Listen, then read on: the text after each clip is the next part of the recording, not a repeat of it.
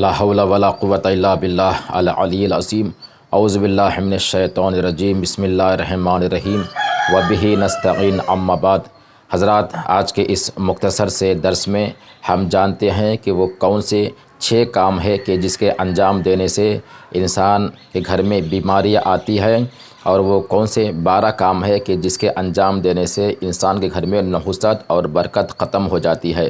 سب سے پہلے جانتے ہیں کہ وہ کون سے 6 کام ہے کہ جس کے انجام دینے سے انسان کے گھر میں بیماریاں آتی ہے۔ پہلی چیز، رات میں کھڑے ہو کر پانی پینا، اور یہ پانی پینے کے آداب میں بھی ہے کہ انسان رات میں پانی پینا چاہے تو بیٹھ کر پانی پیے، دن میں کھڑے ہو کر پانی پیے، اور 3 سانسوں میں پانی پیے۔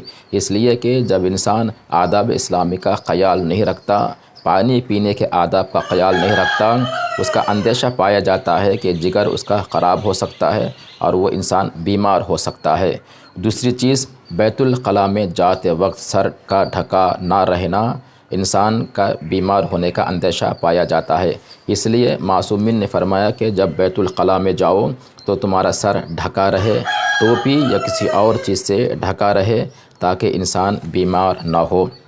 تیسری چیز، حمام میں پیشاب کرنا، جو انسان حمام میں پیشاب کرتا ہے وہ بیمار رہتا ہے۔ چوتھی چیز، بیت الخلاء میں بات کرنا۔ پانچویں چیز، مغرب کے وقت سوتا رہنا۔ معصومین نے اسے بھی منع فرمایا کہ مغرب کا وقت جب ہو جاتا ہے وہ نماز کے لیے ہوتا ہے، سوتے رہنے کے لیے نہیں ہوتا۔ چھٹی چیز جس کے انجام دینے سے انسان بیمار رہتا ہے، بیمار ہونے کا اندیشہ پایا جاتا ہے، وہ چھٹی چیز کیا ہے؟ بغیر ہاتھ دھوئے ہوئے کھانا کھانا۔ جو انسان بغیر ہاتھ دھوئے ہوئے کھانا کھاتا ہے وہ بیمار ہونے کا اندیشہ پایا جاتا ہے۔ اس لیے معصومین نے فرمایا کہ جب تم کھانے کے لیے بیٹھو، اپنے ہاتھ کو صاف کر لو، صابن یا کسی اور چیز سے صاف کر لو، اس کے بعد کھانا کھاؤ۔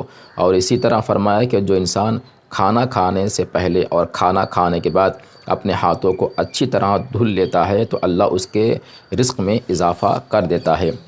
یہ 6 چیزیں ہیں کہ جس کے انجام دینے سے انسان بیمار رہتا ہے، اور ائمہ علیہ السلام کی جو باتیں ہم تک پہنچتی ہے وہ ہمارے نفع کے لیے ہوتی ہے، ہمارے فائدے کے لیے ہوتی ہے، اور جو انسان ائمہ علیہ السلام کی باتوں پر عمل کرتا ہے یقیناً وہ فائدے میں رہتا ہے، اس کا کوئی نقصان نہیں ہوتا۔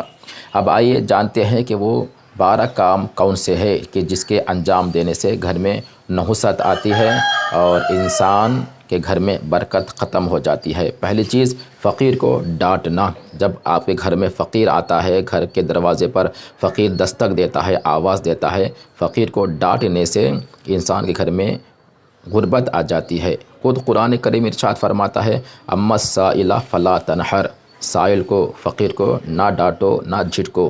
کیوں؟ کبھی کبھی ایسا ہوتا ہے کہ جب فقیر آپ کے دروازے پہ آتا ہے، کبھی اللہ کی جانب سے آتا ہے، ملائکہ کی جانب سے آتا ہے، اور جسے اللہ آپ کے دروازے پہ بھیجتا ہے اس فقیر کو اگر آپ ڈانٹ دیتے ہیں تو اللہ ناراض ہو جاتا ہے۔ جب اللہ ناراض ہوتا ہے تو گھر میں کبھی برکت نہیں آتی۔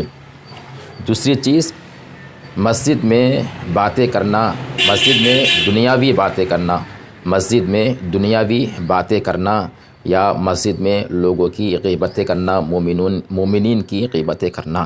اس لیے کہ مسجد عبادت کی جگہ ہے، دنیاوی باتیں کرنے کی جگہ نہیں ہے، لوگوں کی غیبتیں کرنے کی جگہ نہیں ہے۔ جہاں مسجد عبادت کی جگہ ہے وہاں کوئی اور کام انجام دیا جائے تو وہاں سے اس سے اللہ ناراض ہو جاتا ہے، اور اس ایسے کام کرنے والوں کے گھر میں غربت آ جاتی ہے، انسان کی دولت ختم ہو جاتی ہے۔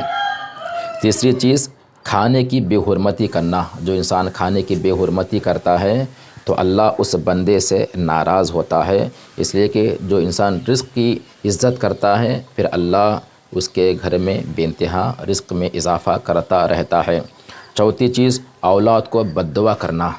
کیوں؟ اس لیے کہ جو انسان اولاد کو بد دعا کرتا ہے اس کے گھر میں فقیری آ جاتی ہے، ماں باپ کا اولاد کو بد دعا کرنے سے انسان فقیر ہو سکتا ہے، غریب ہو سکتا ہے۔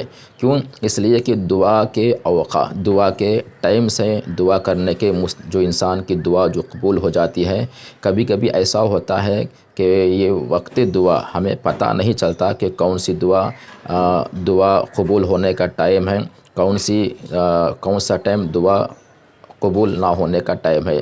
اگر کسی باپ نے، کسی ماں نے اپنی اولاد کے لیے بد دعا کر دیا، ہو سکتا ہے وہ دعا قبول ہونے کا وقت ہو اور اللہ اس دعا کو، اس کی بد دعا کو قبول کر لیں۔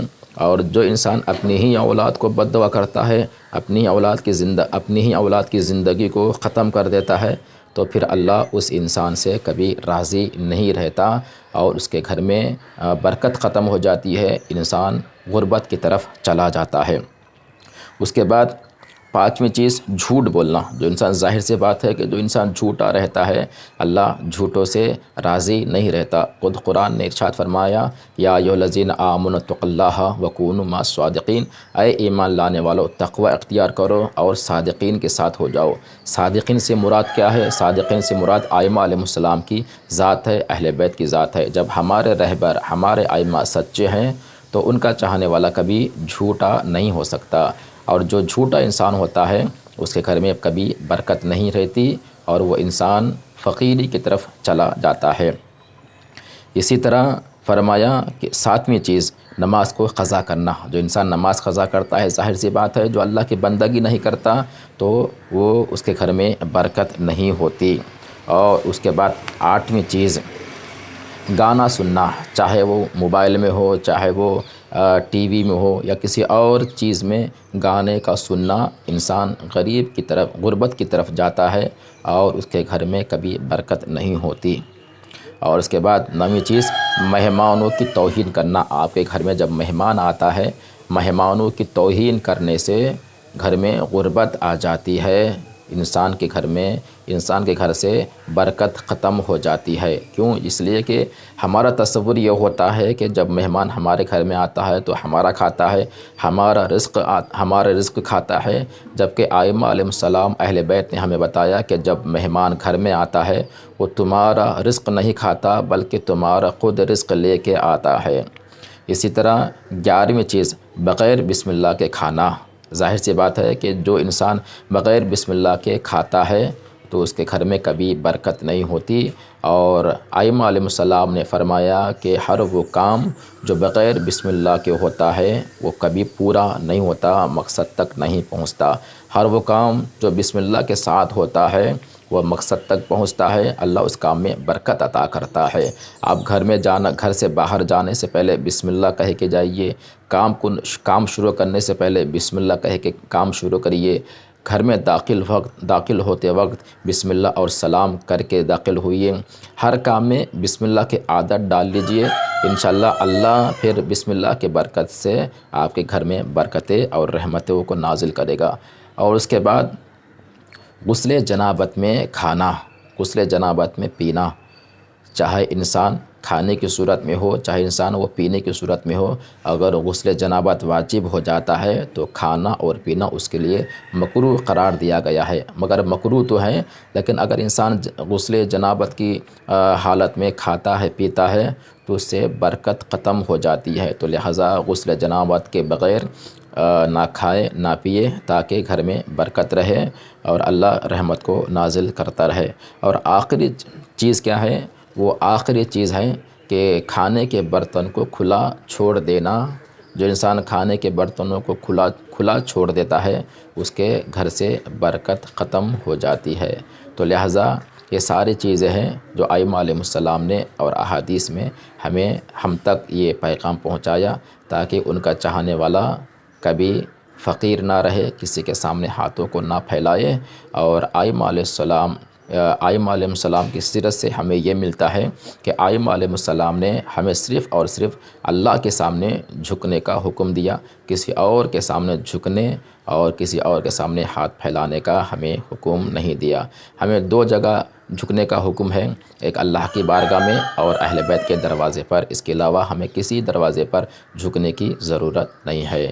دعا ہے کہ پروردگار ہمیں ائمہ علیہ السلام کی سیرت طیبہ پر عمل کرنے کی توفیق عنایت فرما۔ والسلام علیکم ورحمۃ اللہ وبرکاتہ۔